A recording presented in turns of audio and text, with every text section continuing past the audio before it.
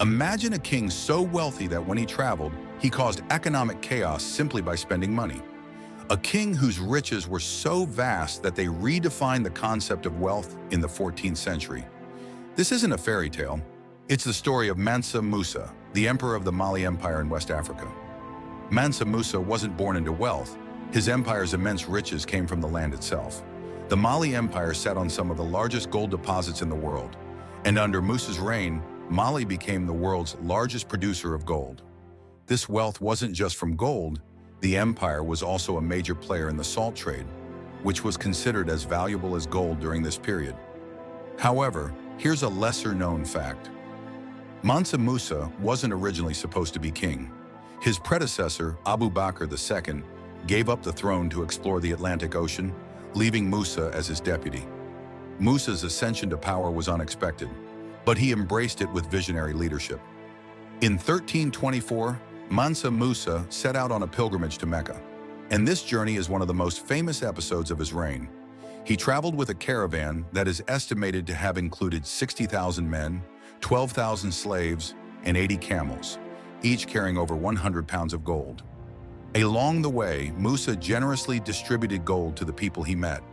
This wasn't just an act of charity, it was a statement of power and influence. But did you know this?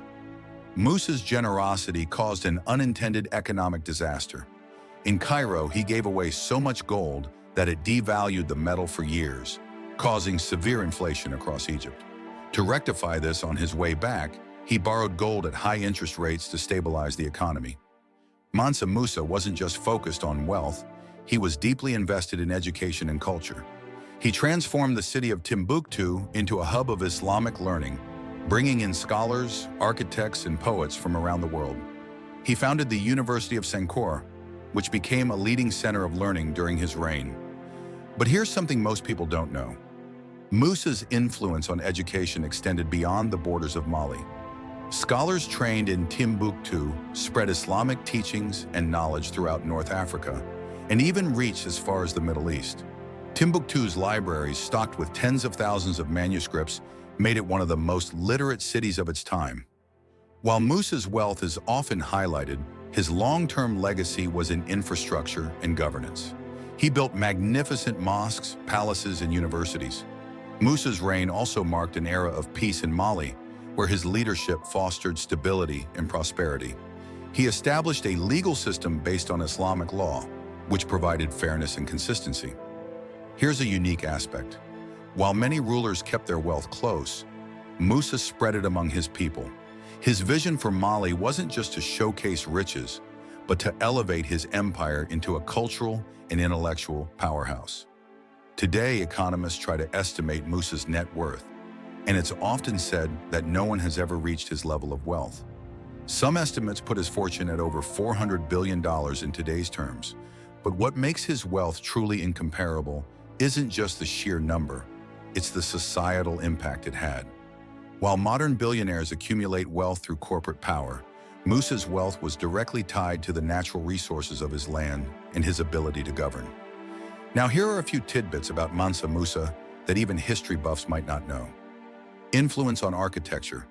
Musa's pilgrimage to Mecca also influenced architecture in Mali. He brought back Andalusian architects who redesigned buildings across Mali in a unique blend of African and Islamic styles. Religious diplomacy. Musa's pilgrimage wasn't just for personal religious reasons. It was a political strategy to establish Mali as a Muslim empire in the eyes of the Islamic world. Musa returned from his Hajj with not just scholars, but powerful alliances with other Muslim leaders. The unknown end. The details of Musa's death are shrouded in mystery. Some accounts say he died soon after his return from Mecca, while others claim he lived many years afterward. What is certain is that after his death, his successors struggled to maintain the empire's wealth and power. Despite Musa's vast wealth and the empire's prosperity under his reign, the Mali Empire faced challenges after his death. Internal conflicts combined with external pressures from neighboring states eventually led to the decline of Mali's power. By the late 16th century, the empire had fragmented and its wealth had faded. One often overlooked aspect is how Musa's successors failed to manage the empire's complex economic system, particularly the balance of gold trade in international relations. Unlike Musa, who had a global vision, subsequent rulers were more focused on internal power struggles. Today, Mansa Musa is often remembered for his unimaginable wealth, but his true legacy is far more significant. He left a lasting mark on education, architecture, religion, and governance in West Africa. His reign reshaped not only the Mali Empire, but also the broader Islamic world. So, was he truly the richest king in history?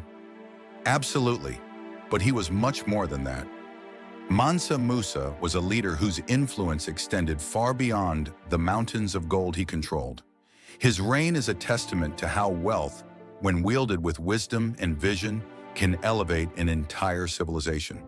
This comprehensive review not only highlights Mansa Musa's legendary wealth, but also his deep impact on culture, education, and global trade. Through a combination of his resource management, intellectual foresight, and strategic diplomacy, he left a legacy that reverberates through history.